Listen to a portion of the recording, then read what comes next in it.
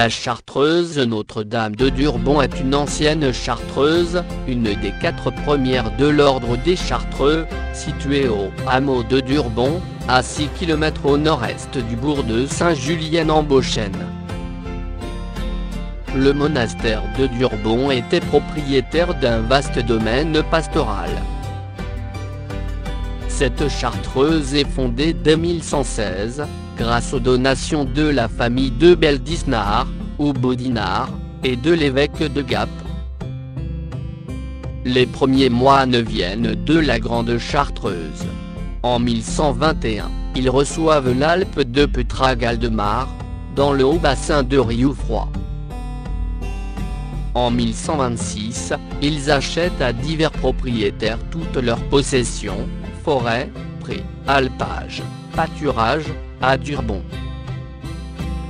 En 1140, ils achètent à de très nombreux propriétaires l'ensemble des champs, prés, forêts, rochers et eaux, formant le terroir de Rioufroid.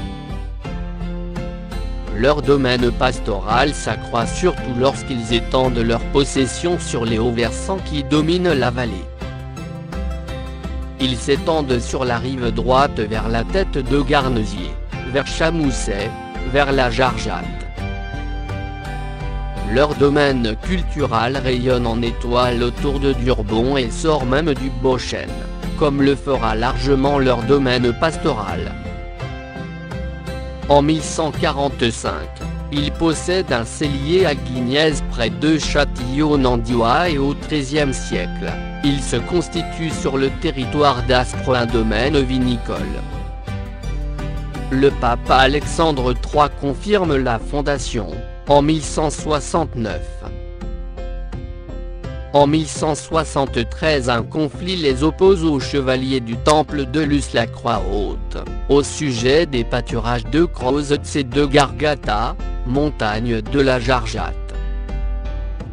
La chartreuse demeure très pauvre jusqu'aux donations faites par Frédéric Barberousse, en 1178, et Henri VI, en 1188.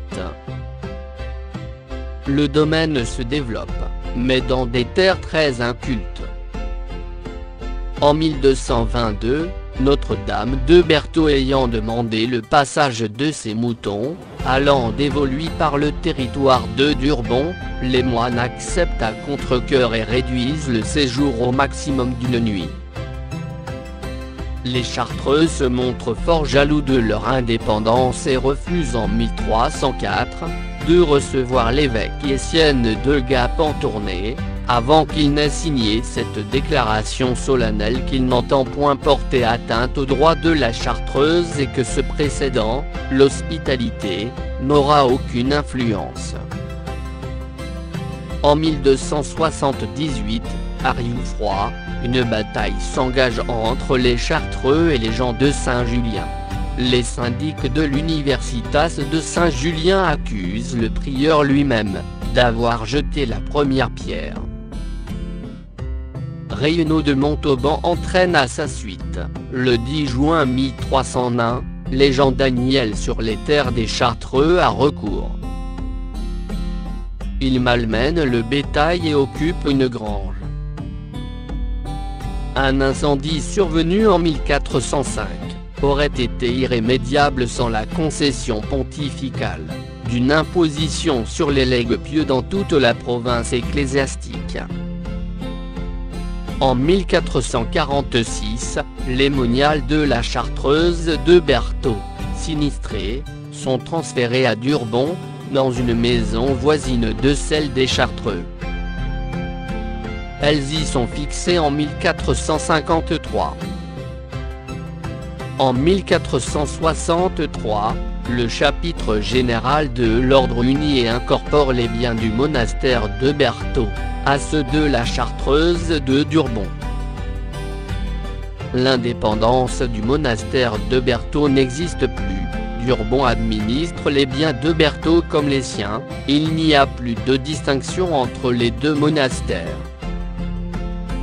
La communauté y reste jusqu'en 1600, date à laquelle le chapitre général transfère la dernière moniale à Prémol, et rétablit une maison de moines à Durbon. Pendant ce temps, la maison n'héberge pratiquement plus de moines, et le prieur est aussi vicaire des moniales. Les biens des moniales sont attribués à Durbon. Les guerres de religion l'éprouvent beaucoup, mais le XVIIe siècle est une époque de prospérité, avec exploitation de mines et hauts fourneaux. La Chartreuse crée sur le territoire de l'actuelle forêt domaniale, un haut fourneau à Rioufroid, où se développe un véritable complexe métallurgique, avec plusieurs martinets, et forges à la catalane. Le 13 février 1790, l'Assemblée constituante prononce l'abolition des vœux monastiques et la suppression des congrégations religieuses. La communauté est dispersée en 1791. Les biens de la Chartreuse sont confisqués, puis dispersés ou vendus. Des fouilles archéologiques de la maison haute de la Chartreuse ont eu lieu de 2002 à 2007.